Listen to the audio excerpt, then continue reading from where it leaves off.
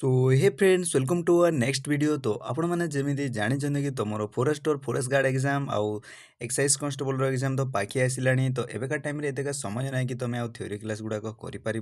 तो से आपण मानू एग्जाम इजी होगापाई मु एमसीक्यू क्लास गुड़ाक अपलोड करी। आज वीडियो भी तुम 30 टी क्वेश्चन डिस्कसन करवा जीके जोड़ा कि तुम ऑलरेडी प्रीवियस ईयर आसी सारी क्वेश्चन गुड़ाक ओके। तो यही वीडियो तुम जापर कि क्वेश्चन लेवलटा कि भाया आसूची आउ कौथिरू आसूची ओके फ्रेंड्स। तेज चलतु डेरी न भाई स्टार्ट करवा। आज वीडियो तुम फास्ट क्वेश्चन अच्छी कि 1936 मसीह ओडिशा एक स्वतंत्र राज्य है। से समय ओडिशा रे केते गोटी जिला थिला है। क्वेश्चन प्रथम बुझे दूसरी देख आपण मैंने तो प्रथम जानी कि ओडिशाटा आमर केबे स्वतंत्र राज्य है 1936 मसीह। ये जो 1936 मसीह ओडिशा स्वतंत्र राज्य है से समय है क्वेश्चन आमको पचार से समय ओडिशा केते गोटी जिला थिला से समय केते गोटी जिला थिला यार राइट आंसर हो ऑप्शन बी 6 गोटी जिला थिला है। फ्रेंड्स बुझी पारिल क्वेश्चन। ए सेकेंड क्वेश्चन अच्छी आमर पृथ्वी रे थिबा समुद्र मानकर हाराहारी गभीरता केते। जो गभीरता कहले आम जो डीप कहवा डीप सी जो कह तुम ओके।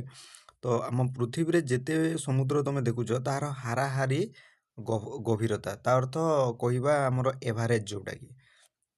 सो फ्रेंड्स यार राइट आंसरटा हो तुम कौन 3.5 किलोमीटर ता अर्थ आमर 3.5 किलोमीटर अच्छी एवरेजटा जदि कहवा ओके। तो बुझीगला चलतु गभीरता अर्थ बुझिल तलकू जाए तलकू जो थाए तुम पानी गभीर सेटा आमर पृथ्वीर तुमको पचारि ओके। तो हाराहारी थाए 3.5 किलोमीटर। सेकेंड क्वेश्चन अच्छी तुम 3 नंबर क्वेश्चन देख उड़ाजाहाज आमीटर को कहार शक्ति मापिया व्यवहार कराए। आम उड़ाजाहाज जो आमीटर बोलिकी थाए सेटा को शक्ति आमीटर को कहार शक्ति मापिया सेटा व्यवहार कराए। कहार शक्ति मापिबा को क्वेश्चन बुझिल। तो कहार शक्ति ऑप्शन ए रे अछि देखंतु विद्युतर विद्युतिक शक्ति मापिबा को आमीटर को हमर व्यवहार करा जाय थाए। आउ एही क्वेश्चन तमरो पूर्व वर्ष जो डिस्ट्रिक्ट कांस्टेबल आसीतिला सेतिरे क्वेश्चनटा पचारितिला हला बुझिएला। आउ आरआईएम रे भी क्वेश्चन देखा मिली थाए एमितिका क्वेश्चन को जो गोटे जंत्रपाति थाए सेटा को कोन मापिबा पई व्यवहार करा जाय थाए एमितिका क्वेश्चन आसीतिला। तो उड़ाजाहाज जो आमीटर थाए सार आमीटर कौन कौन मपाइबा व्यवहार करा जाय थाए कहार शक्ति कि आमर विद्युतिक शक्ति बुझीगला। फ्रेंड्स सेकेंड क्वेश्चन ब्रिटिश शासन विरोध में वीर सुरेंद्र साई प्रथमे केबे विद्रोह घोषणा करथिले। आमर ब्रिटिश शासन को विरोध करिकी आमर वीर सुरेंद्र साई जो थिले से प्रथमे केबे युद्ध घोषणा करथिले। यार राइट आंसर हो ऑप्शन बी 1827 मसीह। 1827 मसीह आमर वीर सुरेंद्र साई ब्रिटिश शासन विरोध में विद्रोह घोषणा आरंभ करथिले हला। यार पीडीएफ जदि दरकार अछि ताले टेलीग्राम चैनल में ऑलरेडी अपलोड कर देछि आपण माने जाईकी सेटारे पढ़। सेकेंड क्वेश्चन कहूँ कि निम्नोक्त केउ नदी ओडिशा एवं पश्चिमबंग को विभाजन करुछि। ये चारोटी ऑप्शन मध्य केउ नदी गोटे ओडिशा आउ पश्चिमबंग को विभाजन करुछि केउ नदी सेटा यार राइट आंसर तार अर्थ आम ओडिशा आउ पश्चिमबंग बॉर्डर्स रे अछि कहबा को गले ओके। यार राइट आंसर हो तुम ऑप्शन सी रे अछि देखंतु सुवर्णरेखा। सुवर्णरेखा रिभरटा आमर ओडिशा एवं पश्चिमबंग को विभाजन करुछि है। फ्रेंड्स आउ जो एटा है तुम मॉडरेट लेवल क्वेश्चन आ जो मानक भी moderate to hard level question दरकार अच्छी ताले मो मेन चैनल को विजिट कर से तुम अवेलेबल क्वेश्चन पाई ओके। ए सेकेंड क्वेश्चन अच्छी तुम केउ संविधान संशोधन बल ओडिशा को ओडिशा एवं ओडिया को ओडिया रे परिवर्तन करागला केते तुम संविधान आमर पचारि। ए क्वेश्चन तुम मोस्ट इंपोर्टेंट भाई Odisha government exam very very important star mark कर क्वेश्चन को देख। क्वेश्चन कहूँ कि आमर जो ओडिशा थिला सेटा को ओडिशा कराला आउ जो ओडिया थिला सेटा को ओडिया करागला। एटा तो आम स्टेट रो नाम ओडिशा थिला सेटा को ओडिशा एबे करा होइछि आउ जो ओडिया भाषा थिला सेटा को आमर कोन ओडिया कराला। एई चेंजेसटा आमर संविधान रो केउ संशोधन बल रे एटा होइतिला परिवर्तन करा जायतिला। सो फ्रेंड्स यार राइट आंसरटा हो यार ऑप्शन बी रे अछि देखंतु 2011 मसिया बुझिएला। 2011 मसिया रे 96तम संविधान बल रे आमर एई संविधान बल रे ओडिशा को ओडिशा एवं ओडिया को ओडिया रे परिवर्तन करा जायतिला 96तम संविधान बल रे। आउ केते मसिया से जदि पचारिबो 2011 मसिया रे बुझिएला। फ्रेंड्स तापर क्वेश्चन को जिबा କାହାର ଶାସନ କାଳରେ ଓଡ଼ିଶା ବ୍ରିଟିଶ ସାମ୍ରାଜ୍ୟର ଅଂଶ ହେଲା? କାହାଙ୍କ ଶାସନ କାଳରେ ଆମ ଓଡ଼ିଶାଟା ବ୍ରିଟିଶ ସାମ୍ରାଜ୍ୟର ଅଂଶ ହୋଇଥିଲା? ଏହାର ରାଇଟ୍ ଆନ୍ସର୍ ହେଇଯିବ ଅପସନ୍ ନମ୍ବର ଡିରେ ରହିଛି। ଦେଖନ୍ତୁ ଲର୍ଡ଼ ୱେଲ୍ସଲି। ଲର୍ଡ଼ ୱେଲ୍ସଲିଙ୍କ ଶାସନ କାଳରେ ଆମର ବ୍ରିଟିଶ ସାମ୍ରାଜ୍ୟର ଅଂଶ ହୋଇଥିଲା ଓଡ଼ିଶାଟା। ବୁଝି ହେଲା ଫ୍ରେଣ୍ଡସ୍? ଚାଲନ୍ତୁ ସେକେଣ୍ଡ କ୍ୱେଶ୍ଚିନ୍କୁ ଯିବା। ନିମ୍ନଲିଖିତ କେଉଁ ସ୍ଥାନଟି ଓଡ଼ିଶାର କାଶ୍ମୀର ଭାବରେ ପରିଚିତ? ଏହି ଚାରୋଟି ଅପସନ୍ ମଧ୍ୟରୁ କେଉଁ ସ୍ଥାନ ଯିଏକି ଆମ ଓଡ଼ିଶାର କାଶ୍ମୀର ଭାବରେ ଜଣାଶୁଣା ଅଟେ? ତ ଏହାର ରାଇଟ୍ ଆନ୍ସର୍ ହେଇଯିବ ତମର ଦାରିଙ୍ଗବାଡ଼ି। ଆଉ ଦାରିଙ୍ଗବାଡ଼ିଟା ତମ ଓଡ଼ିଶାର କେଉଁ ଡିଷ୍ଟ୍ରିକ୍ଟରେ ଅଛି? ଯେଉଁମାନେ ଜାଣିଛନ୍ତି ମୋତେ କମେଣ୍ଟ ସେକ୍ସନରେ ଜଣାଇ ଦିଅ। ଓକେ, ତ ଦାରିଙ୍ଗବାଡ଼ିକୁ ଆମ ଓଡ଼ିଶାର କାଶ୍ମୀର ବୋଲିକି କୁହାଯାଇଥାଏ। ହେଲା ରେ, ବୁଝିପାରିଲ? ଓଡ଼ିଶାକୁ କାଶ୍ମୀର, ଓଡ଼ିଶାର କାଶ୍ମୀର କ'ଣ? ଦାରିଙ୍ଗବାଡ଼ି। ହେଲା ଫ୍ରେଣ୍ଡସ୍, ବୁଝି ହେଲା? ତାପରେ କ୍ୱେଶ୍ଚିନ୍କୁ ଯିବା। 9 ନମ୍ବର କ୍ୱେଶ୍ଚିନ୍ ଦେଖ, ପୃଥିବୀ ପୃଷ୍ଠରେ କେତେ ପ୍ରତିଶତ ଅମ୍ଳଜାନ ଅଛି? ଆମର ପୃଥିବୀ ପୃଷ୍ଠ ଯେଉଁ ଅଛି ସେଇଥିରେ ଆମ ପୃଥିବୀରେ କେତେ ପ୍ରତିଶତ ଅମ୍ଳଜାନ ଅଛି? ଏହାର ରାଇଟ୍ ଆନ୍ସର୍ କ'ଣ ହେବ? ଅପସନ୍ ଡିରେ ଅଛି। ଦେଖନ୍ତୁ 21% ଅମ୍ଳଜାନ ଅଛି ଆମ ପୃଥିବୀ ପୃଷ୍ଠରେ। ହେଲା, ତାପରେ କ୍ୱେଶ୍ଚିନ୍ କହୁଛି, आहे ଦୟମୟ ବିଶ୍ୱବିହାରୀ ଏହି ପ୍ରାର୍ଥନାଟି କେଉଁ କବି ଲେଖିଥିଲେ? ଆପଣମାନେ ତ ଜାଣିଥିବ କି आहे ଦୟମୟ ବିଶ୍ୱବିହାରୀ ଯେଉଁ ପ୍ରାର୍ଥନା ଅଛି ସେଇଟା ଯେଉଁ ତୁମେ ସ୍କୁଲ ସମୟରୁ ଗାଇ ଆସୁଛ ହେଲା। ତ ଏ आहे ଦୟମୟ ବିଶ୍ୱବିହାରୀ ଯେଉଁ ପ୍ରାର୍ଥନା ଏଟାକୁ କେଉଁ କବି ଲେଖିଥିଲେ? ଏହାର ରାଇଟ୍ ଆନ୍ସର୍ ହେଇଯିବ ଅପସନ୍ ଡି ରାମକୃଷ୍ଣ ନନ୍ଦ। ରାମକୃଷ୍ଣ ନନ୍ଦ ଆମର आहे ଦୟମୟ ବିଶ୍ୱବିହାରୀ ଏହି କବିତାଟାକୁ, ଏହି ପ୍ରାର୍ଥନାଟିକୁ ଆମର ଲେଖିଛନ୍ତି। ହେଲା ଫ୍ରେଣ୍ଡସ୍, ବୁଝି ହେଲା? କ୍ଲିଅର? ଏବେ ସେକେଣ୍ଡ କ୍ୱେଶ୍ଚିନ୍କୁ ଯିବା। ତମର 11 ନମ୍ବର କ୍ୱେଶ୍ଚିନ୍ କହୁଛି ଆମକୁ, ଜଗନ୍ନାଥ ମନ୍ଦିରର ଓଡ଼ିଶୀ ନର୍ତ୍ତକୀକୁ କ'ଣ କୁହାଯାଏ? ଏହି କ୍ୱେଶ୍ଚିନ୍ ବି ତୁମ ପ୍ରିଭିୟସ୍ ଇୟର ଡିଷ୍ଟ୍ରିକ୍ଟ କନଷ୍ଟେବଲରେ ଏହି କ୍ୱେଶ୍ଚିନ୍ ଆସିଥିଲା। ଯେଉଁ ଜଗନ୍ନାଥ ମନ୍ଦିରରେ ହେଲା, ଜଗନ୍ନାଥ ମନ୍ଦିରର ଯେଉଁ ଓଡ଼ିଶୀ ନର୍ତ୍ତକୀ ଅଛନ୍ତି, ଓଡ଼ିଶୀ ନୃତ୍ୟ କରନ୍ତି, ସେହି ନର୍ତ୍ତକୀକୁ ଆମର କ'ଣ କୁହାଯାଇଥାଏ? ତ ଏହାର ରାଇଟ୍ ଆନ୍ସର୍ ହେଇଯିବ ଅପସନ୍ ବିରେ ଅଛି। ଦେଖନ୍ତୁ ମାହାରୀ ବୋଲିକି କୁହାଯାଇଥାଏ। ବୁଝି ହେଲା? ଆମର ଯେଉଁ ଜଗନ୍ନାଥ ମନ୍ଦିରରେ ଓଡ଼ିଶୀ ନର୍ତ୍ତକୀ ଅଛନ୍ତି ସେଇଟାକୁ ଆମର ମାହାରୀ ବୋଲିକି କୁହାଯାଇଥାଏ। ସେକେଣ୍ଡ କ୍ୱେଶ୍ଚିନ୍ କହୁଛି କି, ଭାରତରେ ମହାତ୍ମା ଗାନ୍ଧୀ କେବେ ଆଇନ ଅମାନ୍ୟ ଆନ୍ଦୋଳନ ଆରମ୍ଭ କରିଥିଲେ? ଆମ ଭାରତରେ ମହାତ୍ମା ଗାନ୍ଧୀ ହେଲା, ଆମ ଭାରତରେ ମହାତ୍ମା ଗାନ୍ଧୀ ଆଇନ ଅମାନ୍ୟ ଆନ୍ଦୋଳନ ଆରମ୍ଭ କେବେ କରିଥିଲେ? ଏହାର ରାଇଟ୍ ଆନ୍ସର୍ ହେଇଯିବ ଅପସନ୍ ସିରେ ଅଛି। ଦେଖନ୍ତୁ 1930 ମସିହାରେ। ଏଇଟା ବି ତୁମର ଭେରି ଭେରି ଇମ୍ପୋର୍ଟାଣ୍ଟ କ୍ୱେଶ୍ଚିନ୍ରେ ହେଲା, କାହିଁକି ନା ମହାତ୍ମା ଗାନ୍ଧୀ ଆମର ଭାରତରେ ଆଇନ ଅମାନ୍ୟ ଆନ୍ଦୋଳନ ଆରମ୍ଭ କରିଥିଲେ। ସେକେଣ୍ଡ ଅଛି 13 ନମ୍ବର କ୍ୱେଶ୍ଚିନ୍ ଦେଖ, ହଁ ତମର କ୍ୱେଶ୍ଚିନ୍ର ବାଇଲିଙ୍ଗୁଆଲ୍ ଆସିବରେ ହେଲା, ଏଇଥିପାଇଁ ଓରିଟ୍ ହୁଅନ୍ତିନି, ତୁମକୁ ଇଂଲିଶରେ ବି ଦେଖିବାକୁ ପାଇବେ ଆଉ ଓଡ଼ିଆରେ ବି ଦେଖିବାକୁ ପାଇବେ। ତ କ୍ୱେଶ୍ଚିନ୍ର ମୁଁ ତୁମକୁ ଓଡ଼ିଆ ଡିସ୍କସନ୍ କରିଲେ କିଛି ଅସୁବିଧା ନାହିଁ। ଓକେ, କାହିଁକିନା ଓଡ଼ିଆରେ ଯେତେବେଳେ ପିଲାମାନେ ପଢ଼ନ୍ତି ସେମାନଙ୍କ ପାଇଁ ବୁଝିବା ପାଇଁ ଟିକେ ଇଜି ହୁଏ, ସେଥିପାଇଁ PDFଟା ମୁଁ ଓଡ଼ିଆରେ କରିଦେଇଛି। ହେଲା, 13 ନମ୍ବର କ୍ୱେଶ୍ଚିନ୍ କହୁଛି କି, 1882 ମସିହାରେ ଓଡ଼ିଶାର କେଉଁଠାରେ ଉତ୍କଳ ସଭା ଗଠିତ ହୋଇଥିଲା? ହେଲା, ତ 1882 ମସିହାରେ ଆମ ଓଡ଼ିଶାର କେଉଁଠାରେ ଉତ୍କଳ ସଭା ଗଠିତ ହୋଇଥିଲା? କେଉଁଠାରେ ଆମ ଓଡ଼ିଶାର? ଏହାର ରାଇଟ୍ ଆନ୍ସର୍ ହେଇଯିବ ତମର ଅପସନ୍ ନମ୍ବର ଏରେ ଅଛି କଟକଠାରେ। ଆମ ଓଡ଼ିଶାର କଟକଠାରେ କେତେ ମସିହା ବି ପଚାରିବ କ୍ୱେଶ୍ଚିନ୍ରେ, କେତେ ମସିହା? 1882 ମସିହା। 1882 ମସିହାରେ ଆମର ଉତ୍କଳ ସଭା ଗଠିତ ହୋଇଥିଲା କଟକଠାରେ। ଏବେ ସେକେଣ୍ଡ କ୍ୱେଶ୍ଚିନ୍, କେତେ ମସିହାରେ ପ୍ରଥମ ବିଶ୍ୱଯୁଦ୍ଧ ଆରମ୍ଭ ହୋଇଥିଲା? ଭେରି ଭେରି ଇମ୍ପୋର୍ଟାଣ୍ଟ କ୍ୱେଶ୍ଚିନ୍ରେ ଏଇଟା। ତ କେତେ ମସିହାରେ ଆମର ବିଶ୍ୱଯୁଦ୍ଧ ଆରମ୍ଭ ହୋଇଥିଲା? ଏହାର ରାଇଟ୍ ଆନ୍ସର୍ ହେଇଯିବ ତମର ଅପସନ୍ ସିରେ ହେଉଛି। ଦେଖନ୍ତୁ 1914 ମସିହାରେ। 1914 ମସିହାରେ ଆମ ଓଡ଼ିଶାରେ ନା ହଁ ବିଶ୍ୱଯୁଦ୍ଧ ଆମର ଆରମ୍ଭ ହୋଇଥିଲା। World war first world war 1914 ମସିହାରେ ଆରମ୍ଭ ହୋଇଥିଲା। 15 ନମ୍ବର କ୍ୱେଶ୍ଚିନ୍କୁ ଯିବା ଏବେ। ମରାଠାମାନେ ଓଡ଼ିଶାକୁ କେଉଁ ମସିହାରୁ କେଉଁ ମସିହା ପର୍ଯ୍ୟନ୍ତ ଶାସନ କରିଥିଲେ? ଦେଖନ୍ତୁ, ଓଡ଼ିଶାକୁ ଶାସନ କରିଥିଲେ, ମରାଠାମାନେ ବି ଶାସନ କରିଥିଲେ। ହେଲା, ବ୍ରିଟିଶମାନଙ୍କ ଶାସନ ପୂର୍ବରୁ ମରାଠାମାନେ ଶାସନ କରୁଥିଲେ ଆମ ଓଡ଼ିଶାକୁ। ତ ମରାଠାମାନେ କେତେ ମସିହାରୁ କେତେ ମସିହା ପର୍ଯ୍ୟନ୍ତ ଆମ ଓଡ଼ିଶାରେ ଶାସନ କରିଥିଲେ? 1751ରୁ 1803 ମସିହାରେ।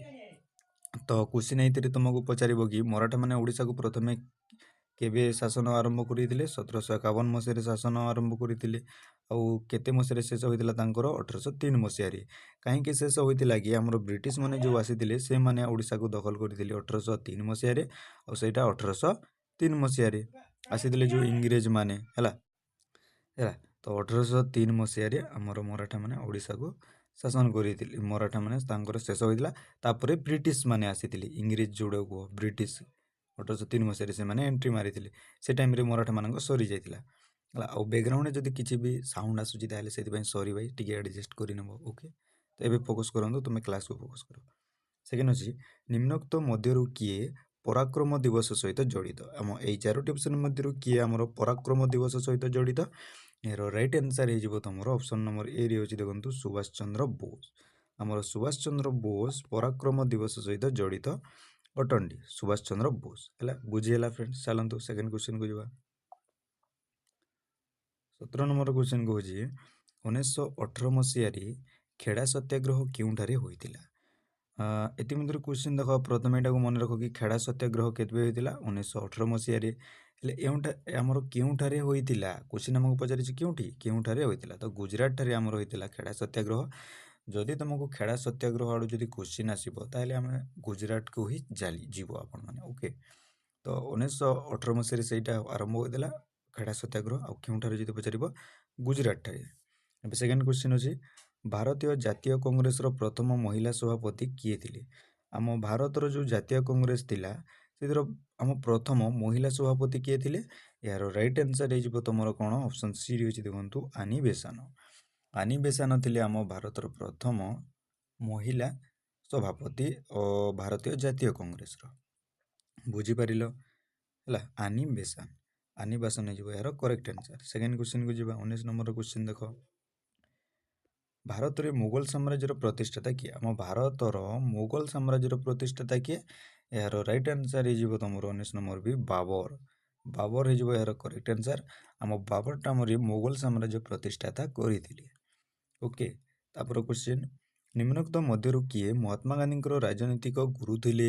ଏଇଟା ବି ଭେରି ଭେରି ଇମ୍ପୋର୍ଟାଣ୍ଟ କ୍ୱେଶ୍ଚନ ତମର। ଏଇ କ୍ୱେଶ୍ଚନ ତମର previous year district constable question ପଚାରିଥିଲା ହେଲା, କି ଆମ ମହାତ୍ମା ଗାନ୍ଧୀଙ୍କର ରାଜନୀତି ଗୁରୁ ଥିଲେ। ତ ଏହାର ରାଇଟ୍ ଆନ୍ସର୍ ହେଇଯିବ କ'ଣ? ଅପସନ୍ ଏରେ ଅଛି, ଦେଖନ୍ତୁ ଗୋପାଳ କୃଷ୍ଣ ଗୋଖଲେ। ଗୋପାଳ କୃଷ୍ଣ ଗୋଖଲେ ଥିଲେ ଆମର ମହାତ୍ମା ଗାନ୍ଧୀଙ୍କର ରାଜନୈତିକ ଗୁରୁ ହେଲା। ଏଇ କ୍ୱେଶ୍ଚନ ଭେରି ଭେରି ଇମ୍ପୋର୍ଟାଣ୍ଟ, ମନ ଦେବେ ଏଇ କ୍ୱେଶ୍ଚନକୁ ଧ୍ୟାନ ସହିତ ଦେଖନ୍ତୁ। ତାପରେ କ୍ୱେଶ୍ଚନ ରହିଛି କି ଆମ ଓଡ଼ିଶା ସାହିତ୍ୟର ପ୍ରଥମ ପ୍ରବନ୍ଧର ନାମ କ'ଣ? ଓଡ଼ିଆ ସାହିତ୍ୟର ହେଲା, ଆମ ଓଡ଼ିଶା ସାହିତ୍ୟର ପ୍ରଥମ ପ୍ରବନ୍ଧର ନାମ ହୋଇଯିବ ତୁମର ଅପସନ୍ ଡିରେ ଅଛି, ଦେଖନ୍ତୁ ବିବେକୀ। ବିବେକୀ ହେଇଯିବ ଆମର ଓଡ଼ିଶା ସାହିତ୍ୟର ପ୍ରଥମ ପ୍ରବନ୍ଧର ନାମ। ବୁଝିହେଲା? ଏବେ ତାପରେ କ୍ୱେଶ୍ଚନକୁ ଯିବା। ଭକ୍ତ କବି ମଧୁସୂଦନ ରାଓ କେଉଁ ଧର୍ମ ଗ୍ରହଣ କରିଥିଲେ? ଆମର ଭକ୍ତ କବି କାହାକୁ କୁହାଯାଏ? ମଧୁସୂଦନ ରାଓଙ୍କୁ ଭକ୍ତ କବି କୁହାଯାଇଥାଏ। ଏଇଟା ପ୍ରଥମେ ମନେ ରଖ ହେଲା। ଭକ୍ତ କବି ମଧୁସୂଦନ ରାଓଙ୍କୁ ସେ ଆମର କେଉଁ ଧର୍ମ ଗ୍ରହଣ କରିଥିଲେ? ଏହାର ରାଇଟ୍ ଆନ୍ସର୍ ହେଇଯିବ ତୁମର ଅପସନ୍ ସିରେ ଅଛି, ଦେଖନ୍ତୁ ବ୍ରାହ୍ମ ଧର୍ମ ସେ ଗ୍ରହଣ କରିଥିଲେ ହେଲା। ଭକ୍ତ କବି ମଧୁସୂଦନ ରାଓ ବ୍ରାହ୍ମ ଧର୍ମ ଗ୍ରହଣ କରିଥିଲେ।